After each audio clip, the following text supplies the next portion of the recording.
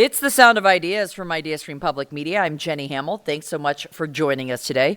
We have an excellent show with a lot of interesting conversations. We're going to talk about sleep and all the questions you might have regarding how you sleep, how to make it better. That's in the second half. We're going to talk about reforestation and tree canopy efforts by the Holden Forests and Gardens. But first, we're going to start with some news that developed last night with our education reporter, Connor Morris. The news is that the Akron Board of Education placed Superintendent Michael Robinson on paid administrative leave.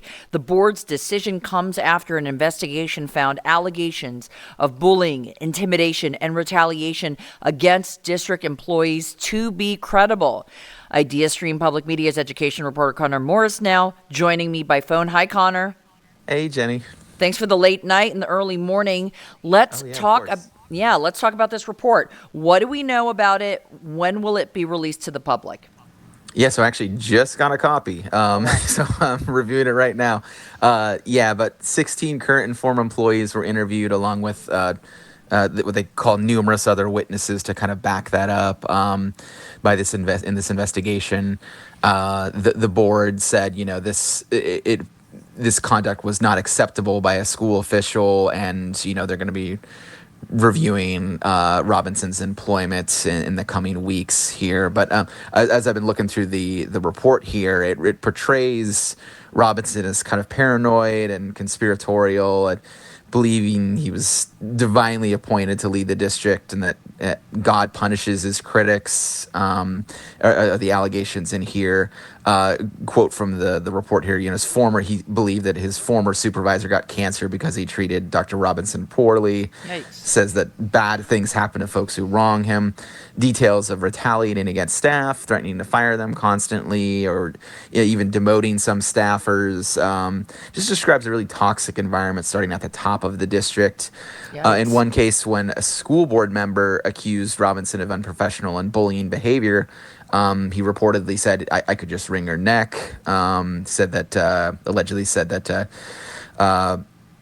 this is kind of complicated, but employee reported Robinson had said, she better watch out, she has kids, in reference to the board member, and said that if she doesn't live long enough, her children and her children's children will reap what she sows. Oh my gosh. So threatening behavior alleged here, and also just even on top of that, there are allegations in here as well that he's using insulting words to refer to children in the district, using the word thugs on occasion, and using the word ghetto to describe behavior of children as well. So lots of disturbing things in there that are allegations at this point. But the investigation found them to be credible. Again, interviews with witnesses. These witnesses were saying this, and these are folks who are current and former district employees.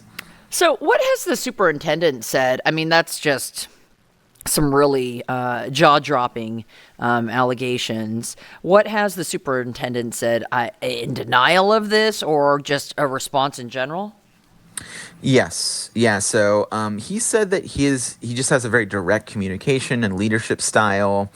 He said that, yes, he does. He is religious, and, he believes that being a superintendent is his ministry. These are statements that he gave to the investigators.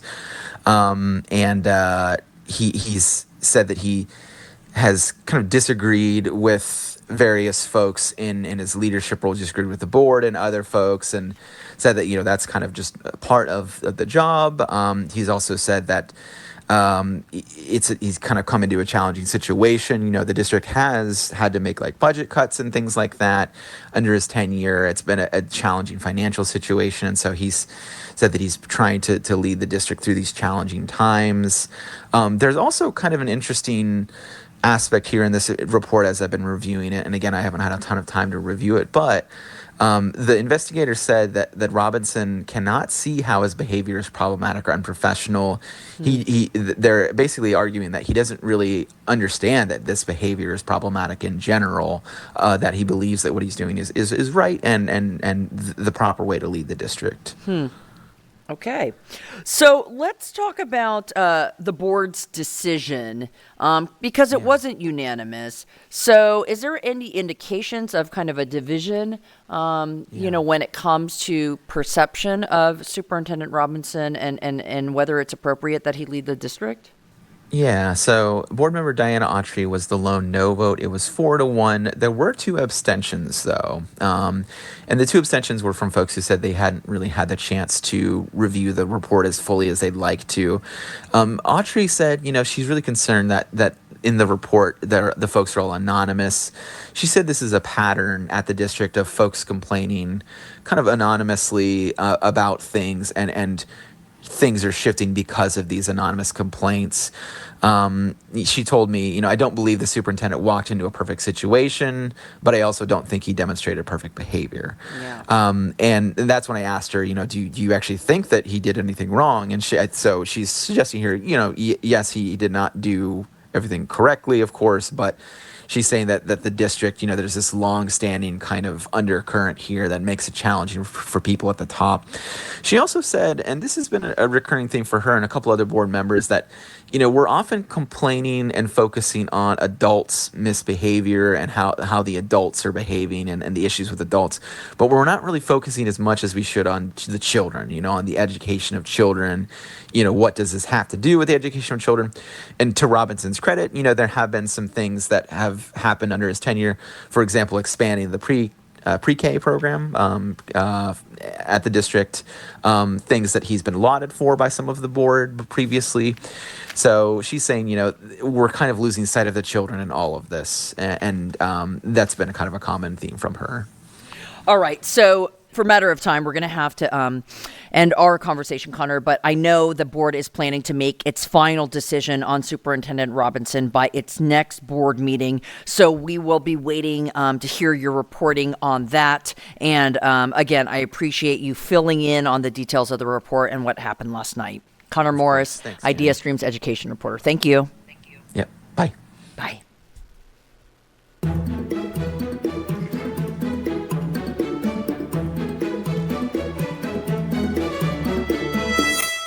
The Forest City, it is a nickname Cleveland has worn for over a century, emblazoned on buildings, rooted in the city's identity. Once that name painted a real and vivid picture, a thriving urban forest with over 200,000 trees across Cleveland's many neighborhoods. But unfortunately, that canopy is shrinking. In 2015, the Cleveland Tree Coalition set an ambitious goal: increase the city's tree canopy from just 19 to 30% by the year 2040. Instead of growing, though, the canopy is shrinking. So we're going to talk about efforts to reverse that and efforts by some of our leading organizations. Today, we're joined by Holden Forests and Gardens, one of the community partners working to turn this trend around. Joining me in studio, we have Ed Moydell, President and CEO, and Amanda Woods, Urban Community Forester, both with Holden Forests and Gardens. Thanks so much for coming in. Morning. Thanks so much for having us. Of course. And if any of our listeners want to add into the conversation about our tree canopy and efforts to grow it, give us a ring, 866-578-0903. You can email us at soi@ideastream.org. Okay, so Amanda, we're giving these stats about Cleveland's urban tree canopy and the fact that it is declining. Why is that happening? There's a lot of different reasons why trees are missing from the landscape. You probably can think of some listeners at home, but definitely construction and development is a big reason. Trees aren't considered when deciding to put a new building and not planned around, so we're losing canopy there. Climate change is a big reason as well. Our landscape and our areas are getting hotter and wetter, and some trees can't handle that as well. And then along with that, we have more intense storm events. So if you just think last fall, August, we had tornadoes and storms where we lost tree canopy. Definitely at Holden Arboretum, we lost some trees. But with climate change, we're anticipating to get more intense storm events, and that's just going to be a trend we're going to be facing. Yeah, no, I've experienced seeing trees come down after storms, and it's always a little sad to see that happen. So let me ask you this. Why did the Cleveland Tree Coalition set this goal of 30%? Can you speak to that? Sure. I think that we've been known as the Forest City. You described it in the intro, and 30%, I think, represents the measure of a healthy, mature, well-forested canopy, and something aspirational really to work to. And when the coalition was created about 10 years ago, I think there was a recognition that there was no one organization that could do it on its own. And so the coalition was formed. There's several dozen partners. Each partner has a specific skill set that they contribute to it. It's organized and led by the Western Reserve Land Conservancy, centered within that, and we're a founding partner along with lots of other organizations. But the 30% is something that we really aspire to, that we work together to achieve. And then I want to hear about Holden celebrating actually the end of a campaign that's been 5 years in the making, People for the Trees. Tell me more about that project. Yeah, so People for Trees is really a community reforestation effort, and it's organized in a little bit different way than normal. So the goal was to plant 15,000 trees in partnership with a community. Amanda leads up some programs that were a major piece of how many of the trees were planted, but a part of the model that's different was that we actually partnered with homeowners, with neighborhood associations, for them to plant trees, to adopt trees, so that we were not only planting trees on our own property, but we were partnering with homeowners and neighborhoods and blocks to plant trees within their own areas. And Amanda and her team were really heavily involved. You can talk a little bit about some of the programs that you oversee. Yeah, so it's called People for Trees, and so Holden, like Ed said, we can't do it all by ourselves, and so of that 15,000, we planted 2,750 Wow. through various partner giveaways, tree giveaways, and also planting events. So we had 42 partner planting events throughout this 5-year time period, and 12 tree distribution events. So where we said, hey, come get a free tree. You'll get information on how to take care of the tree, which is a really important part of it because we want to have more trees in our neighborhoods. So you have to plant the tree and take care of it.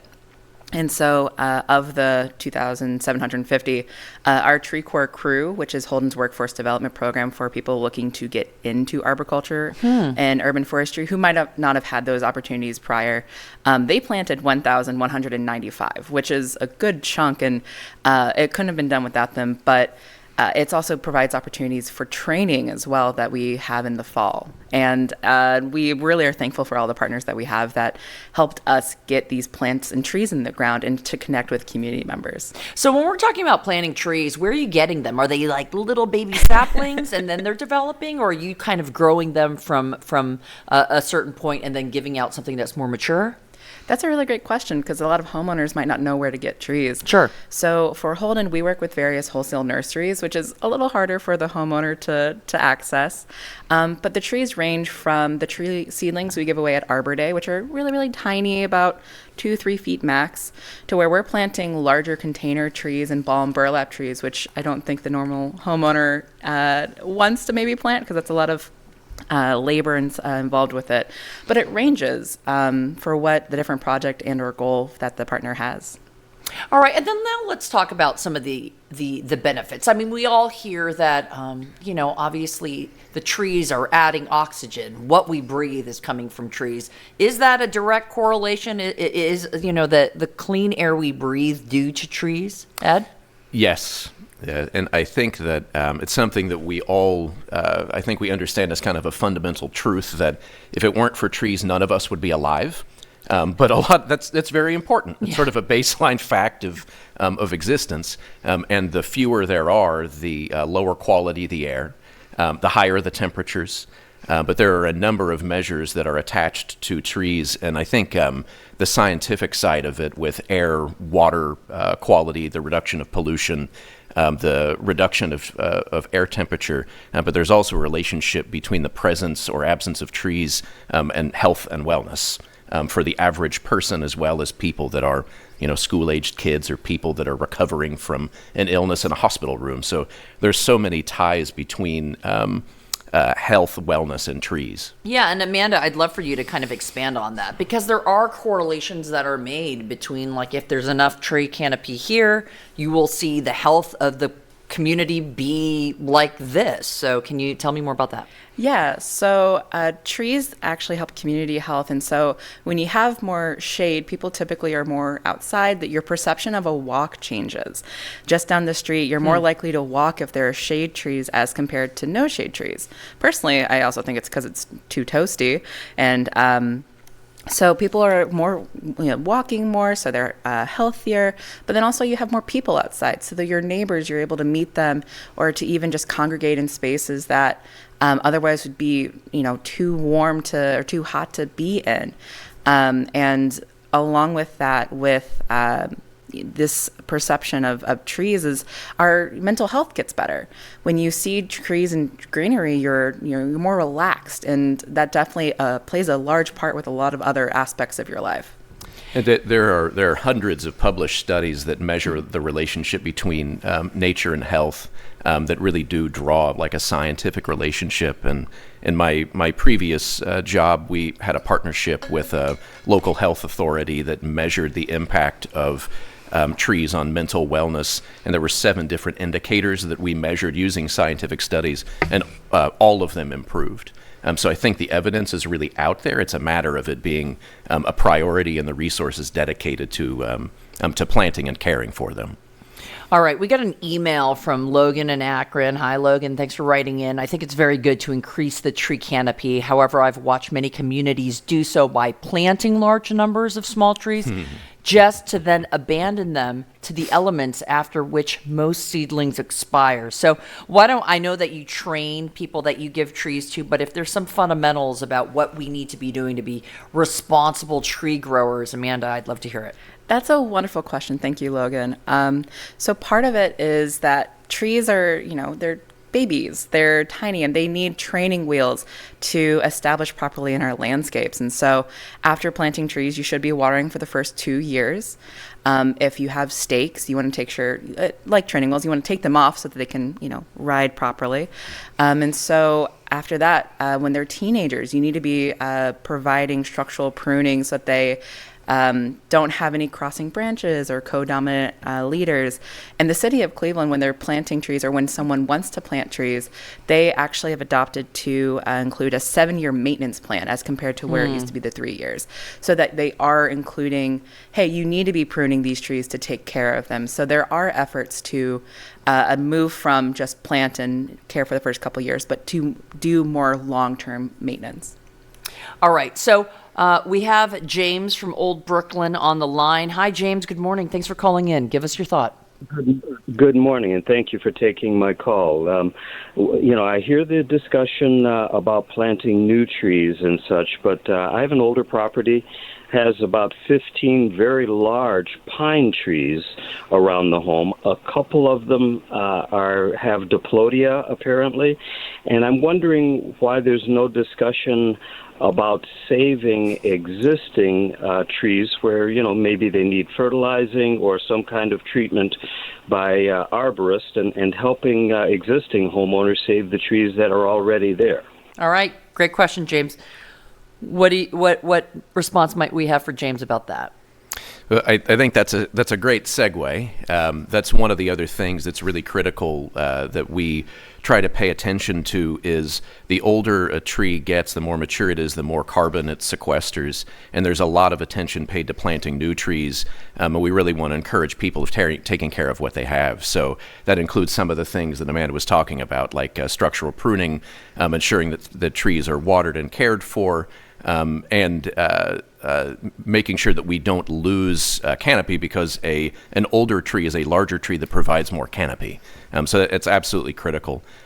With our organization, we employ some experts that are able to diagnose some of the issues that trees have, so that homeowners can preserve them. We also have a number of different educational resources provided to homeowners. So that's sort of an intro.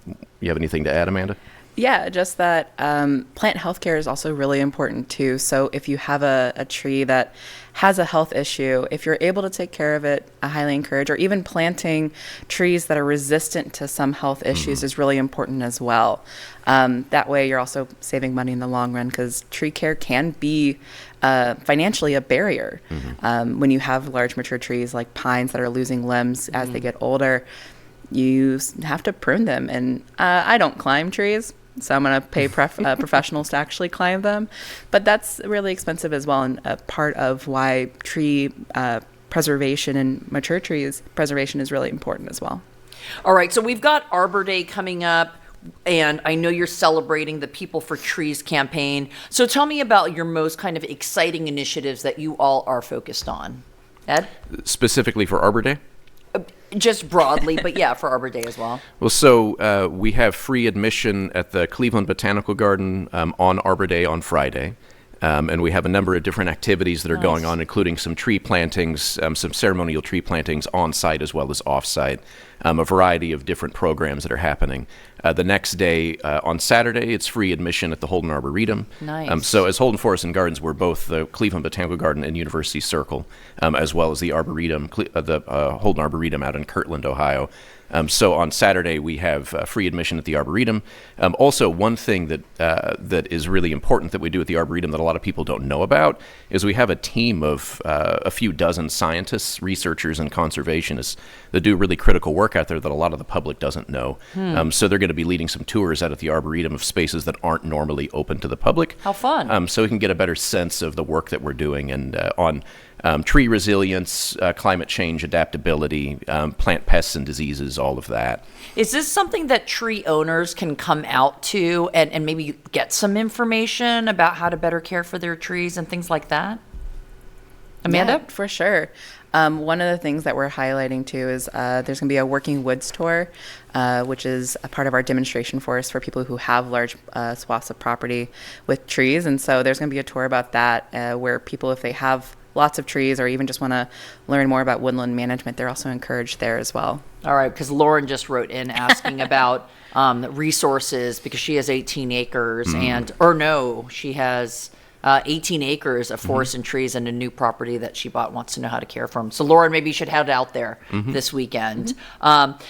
Now, let me ask you in closing, kind of when we talk about Cleveland and this kind of decline in tree canopy, what are the ways in which the coalition is really working on increasing the urban tree canopy? Amanda? That's a great question. First of all, there's so many people who are part of that Sure. they do different parts, which is fantastic. And like Ed said, we couldn't do it by ourselves. So there's raising awareness about trees and even speaking about them, where that's really important, but also hearing from people and their opinions and thoughts, rather than just a one-way street becomes a two-way street. There's increasing our capacity and workforce development. So Holden obviously has our Tree Corps Crew program, but there's also Western Reserve Land Conservancy's Tree Steward program. Old Brooklyn has a Tree Steward program where they hire residents, similar with Slavic Village and their green team. And so as we're planting more trees, we need to be able to take care of them. And that does involve increasing the capacity of our people here. And along with that, it's obviously the implementation. So actually being out to take care of those trees. And there's also a policy.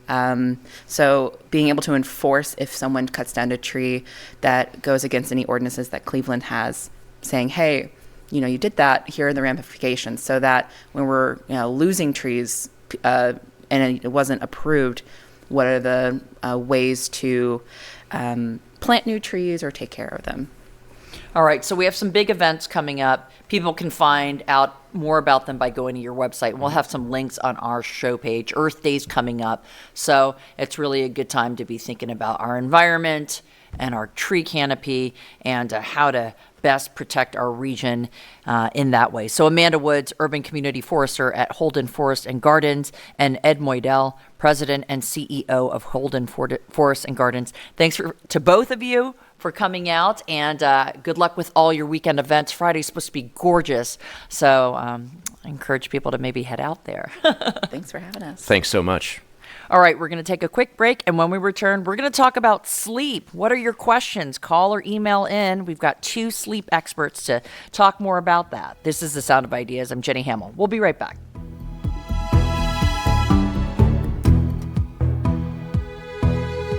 You're with the Sound of Ideas from IdeaStream Public Media. I'm Jenny Hamill. Thanks for staying with us.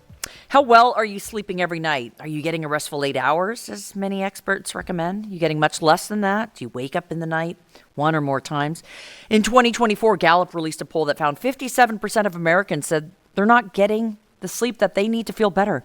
When broken down by demographics, women younger than 50 were the age group most likely to report being tired and not getting enough rest. Hey, I recognize that fact.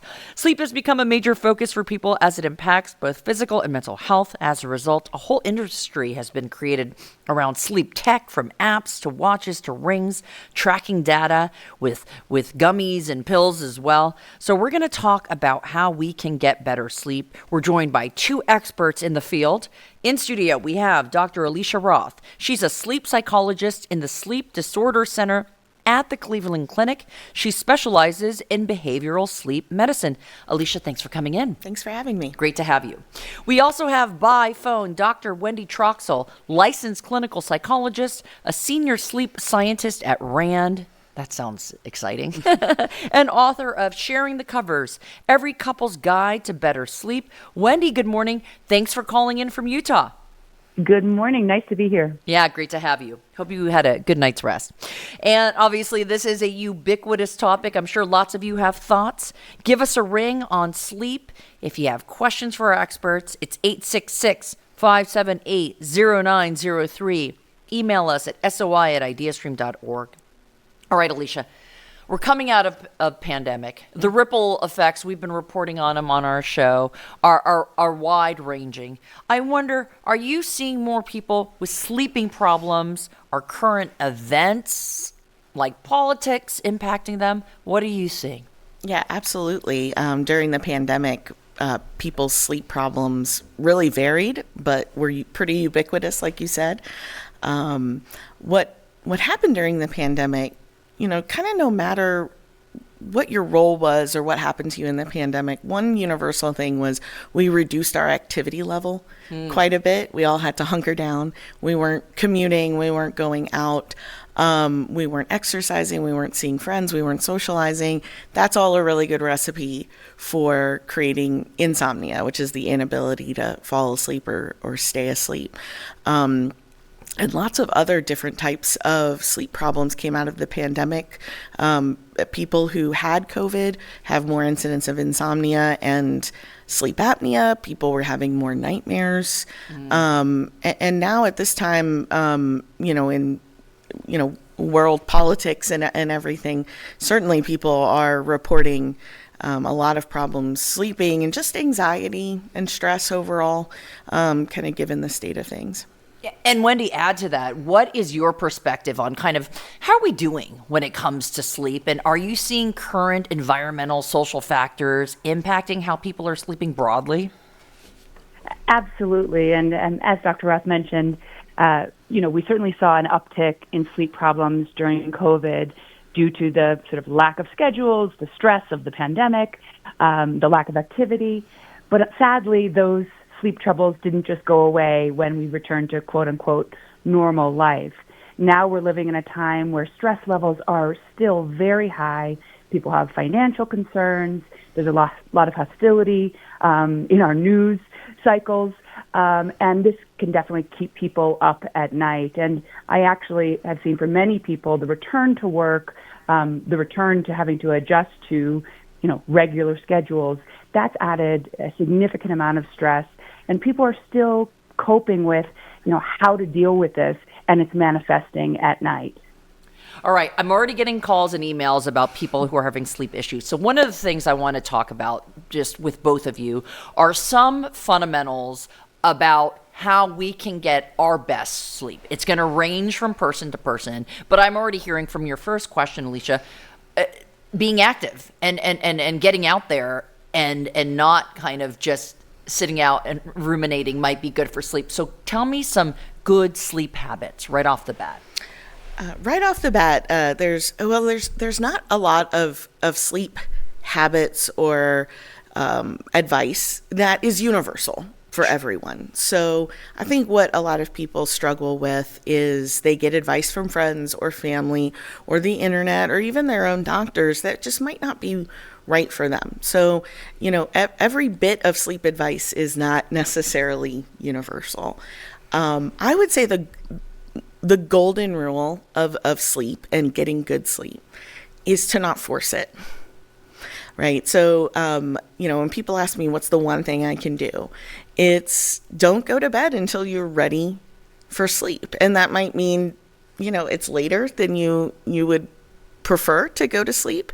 But you should never get into bed and try to sleep or wind down in bed. And I know we all have our habits of getting into bed and reading or on our phone or talking to our partner or having our kids in bed. But really, you should save the bed for sleep alone, and you shouldn't get into bed trying to hope to get to sleep. You should get into bed already feeling ready for sleep.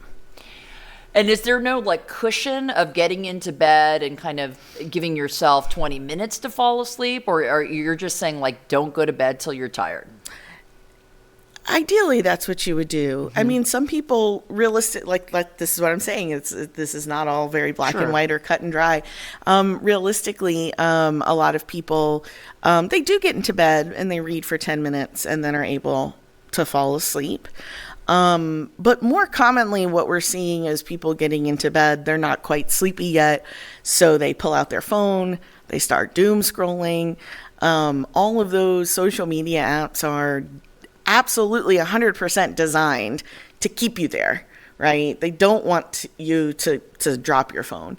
And so with those apps, your sleepiness isn't going to come through if you engage on those apps. So there's a difference between getting into bed and winding down with a book chapter or talking to your spouse versus getting on your phone and starting to doom scroll. All right. And Wendy, I want you to add to that. I mean, is that probably a big rule? Somehow don't use your cell phones and social media right before bed? And are there other habits that you might recommend for good sleep? Yes. Well, I love what Alicia said, that that there are truly no universals, that, we really need to think about tailoring sleep habits to the individual. That said, I would argue that there are a few non-negotiables that we all should be striving towards. Number one, as you mentioned, doom scrolling before bedtime does nothing to support healthy sleep. And I know it's ubiquitous at this point. Everybody brings their phone to bed. But I would encourage your listeners, if you're going to bring your phone into the bedroom, which we as sleep experts would suggest that you don't do that. But if you can't entirely break the habit, at least give yourself a 15-minute buffer before the lights go off when you're doing something other than looking at your phone, which is entirely too activating, and it can contribute to that very common tendency of having your mind race at bedtime.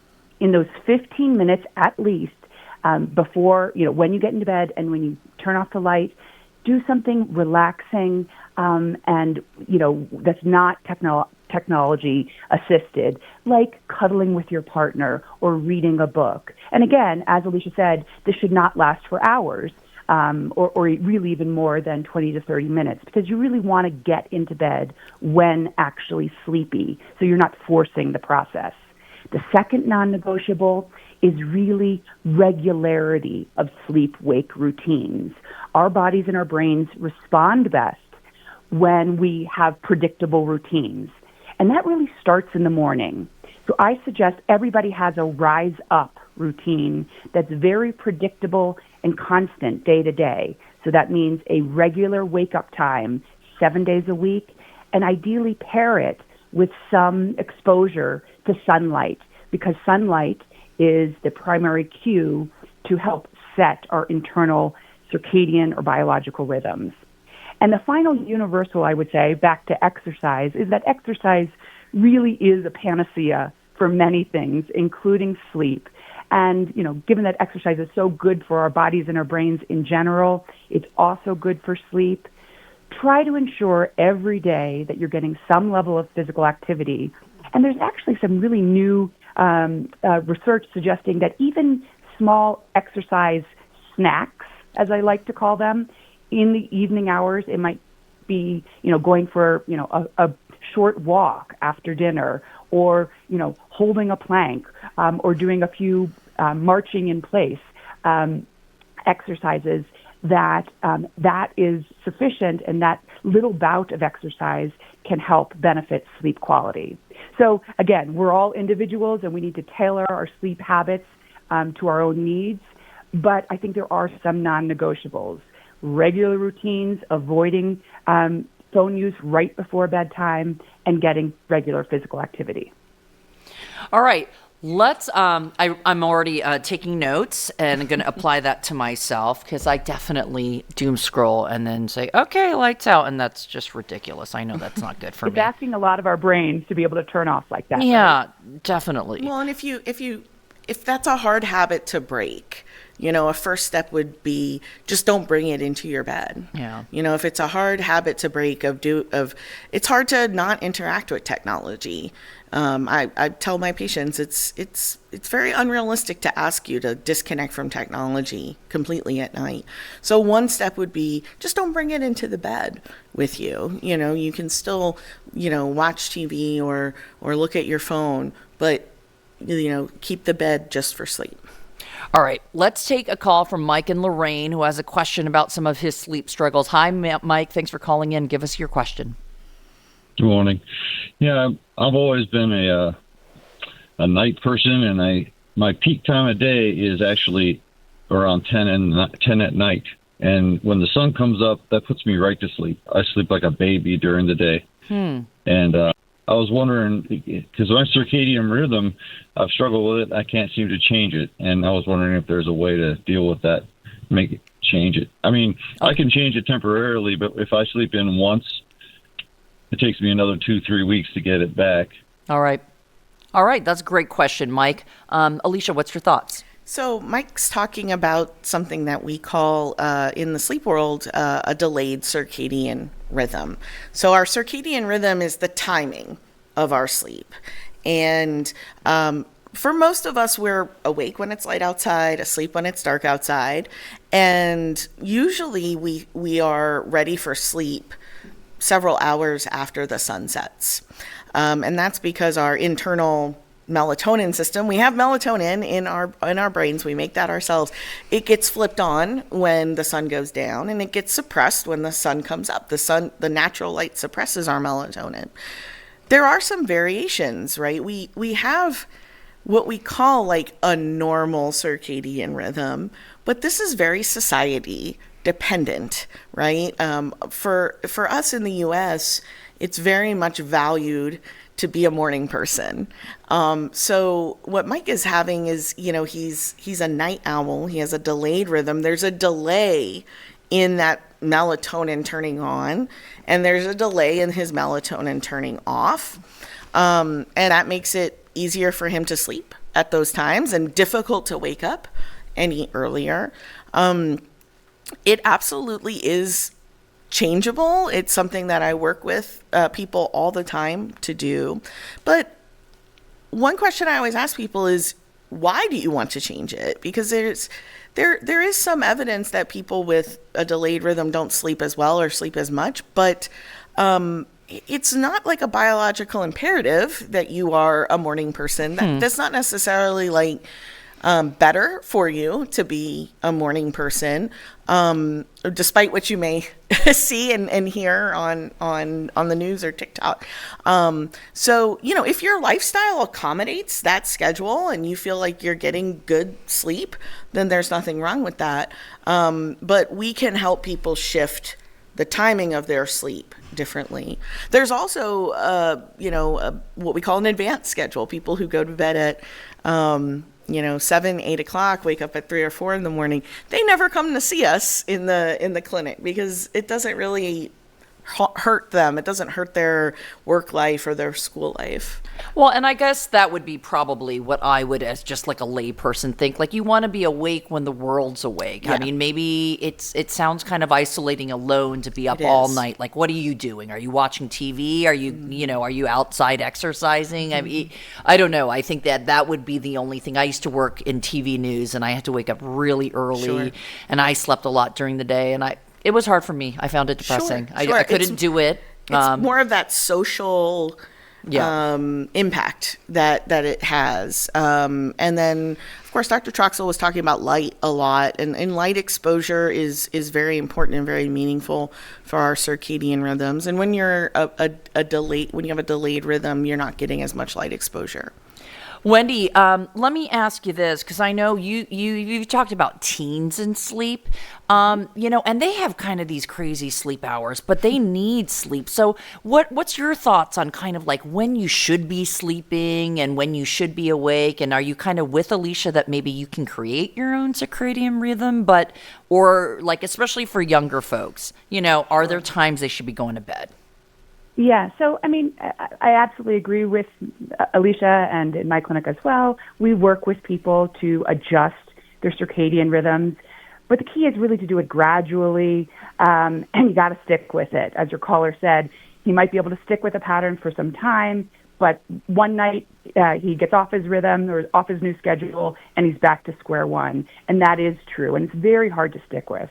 And I would say in his case, the other issue that can be a real challenge for people who have extremely delayed or advanced circadian rhythms is how they align with their partner. And this is something I talk a lot about in my book, about how do mismatched pairs kind of get along and sort of organize their relationship when they're on different circadian rhythms. And we don't talk about that enough. And again, very briefly, what I would say there is it is worth talking about, because changing your circadian rhythm is very hard to do, because it's about 50% genetically driven. And when it comes to teenagers, that's another great example where societal expectations are really interfering with and trying to override their unique biology. And by that I mean this: teenagers, as a developmental stage, have a biologically driven delay in their circadian rhythms. So during the post-pubertal years, teenagers naturally become sort of night owls. They're biologically predisposed to go to bed later and sleep in later. And it's just at that time that we see this biological shift that, we see across, cultures, across species, in the teenage years. It's just at that time that our schools start earlier and earlier. Now, this results in truly the crisis that we're seeing of insufficient sleep among teenagers. Teenagers are among the most sleep-deprived individuals in our society. And given that we know that sleep is so critical for healthy brain, social, cognitive, emotional development, academic performance, it's really quite shocking that we're allowing a policy like school start times to constrain their ability to sleep. And that's exactly what we're doing, because teenagers can't just go to bed earlier because their biology is predisposed to keep them up later and sleep in later, right when they're in first or second period. We got a question from Jay Marie, who has insomnia, has gone through several strategies to try to sleep, and is now on a new BiPAP, and says that they can't fall asleep with it despite the sleep aid. Is there any advice you might have for adjusting to a new BiPAP? So a BiPAP is, for those of you who don't know, a BiPAP is in the family of what we call CPAPs, what you might be familiar with. A BiPAP is a version of that. So I'm assuming she has sleep apnea, and that's the reason that she's using that. Yeah. Sleep apnea is very, very problematic. It's a very serious condition. It's also very prevalent. A lot of people don't know that they have sleep apnea. And the gold standard treatment for sleep apnea is some sort of PAP, which this device is, if you're not familiar, it's a mask that's on your face or your nose connected to a machine, and it pushes air into your airway to open your airway to prevent you from having that, what we call an obstructive apnea, where you're trying to breathe but you can't breathe. And this causes all sorts of problems to our sleep, but also sleep apnea puts us at an incredible risk for cardiovascular problems, stroke down the road. So it's putting an incredibly big strain on our cardiovascular system when we're not breathing right during the night. So anyway, we have these these PAPs, which are gold standard treatment, but they are very, very difficult to use. Most people, when you explain this is what a PAP is and you need to use it, like kind of look like a deer in the headlights. They're a challenging technology to adopt, and so that problem is so common. Is people get their PAP and they're really struggling to wear it, and it's making their sleep worse. Because they're struggling to adapt. You've got this thing on your face; it's blowing air into you. So one thing I recommend that people do is practice with your PAP. Practice with it outside of your nighttime sleep.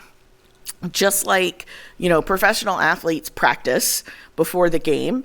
Learn how your PAP works. Lay in bed with it without the intent of going to sleep.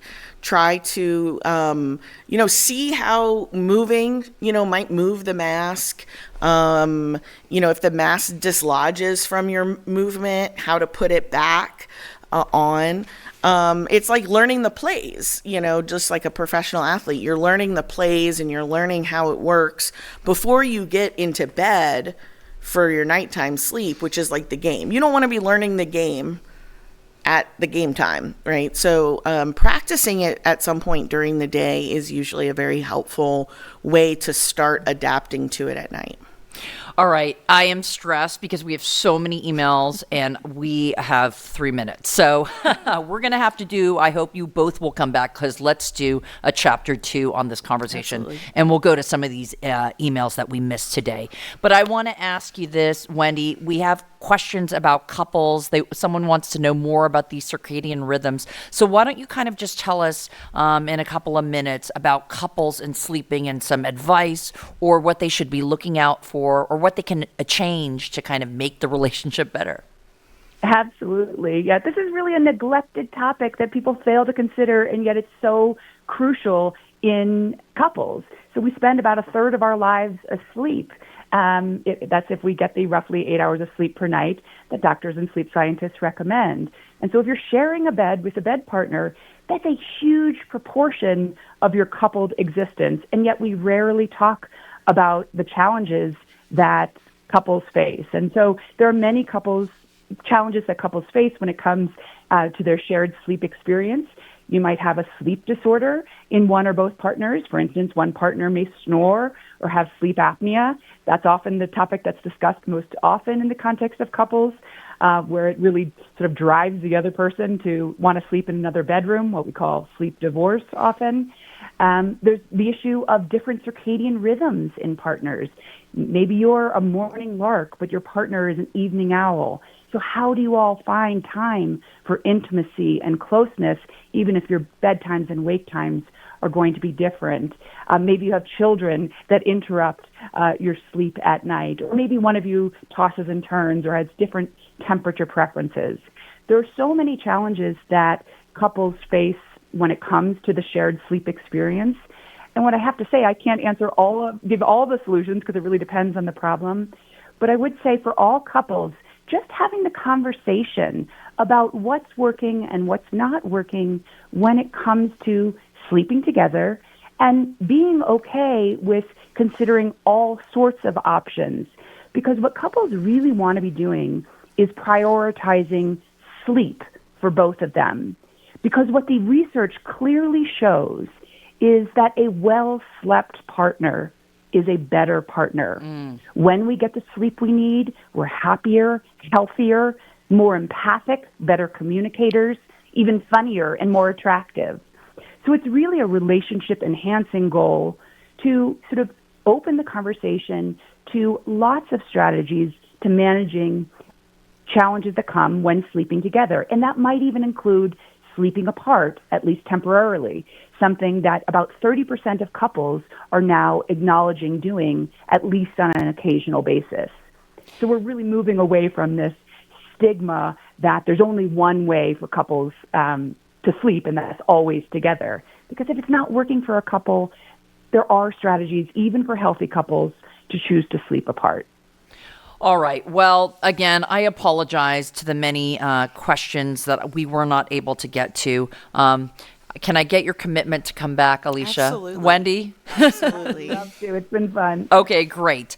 Well, I want to thank our experts, Dr. Alicia Roth with the Cleveland Clinic and Dr. Wendy Troxel with RAND, and the author of Sharing the Covers, Every Couple's Guide to Better Sleep. You're right. It's just not something I have truly, truly deeply thought about, but I know that even for my spouse and I, sleep and waking up in the middle of the night is a thing. So I appreciate you both for your time and your expertise. Thank you. All right. Well, that wraps it up for us. A great show. If you have questions on sleep and you want to have us answer it for our chapter 2 on this subject, we're going to do it. I'm already committed. SOI@ideastream.org. Tomorrow on the program, we're going to bring you a new episode of our food series, The Menu. Jillian Stewart from Cleveland Magazine is going to tell us the best places to grab that Easter brunch or brunch in general around Northeast Ohio. Of course, if you missed any portion of the show, find us online. Listen to the Sound of Ideas podcast. You can stream it anywhere you get your podcasts. You can hear a rebroadcast tonight at 9 on 89.7 WKSU. I'm Jenny Hamill. Thanks for listening. I'll speak with you tomorrow.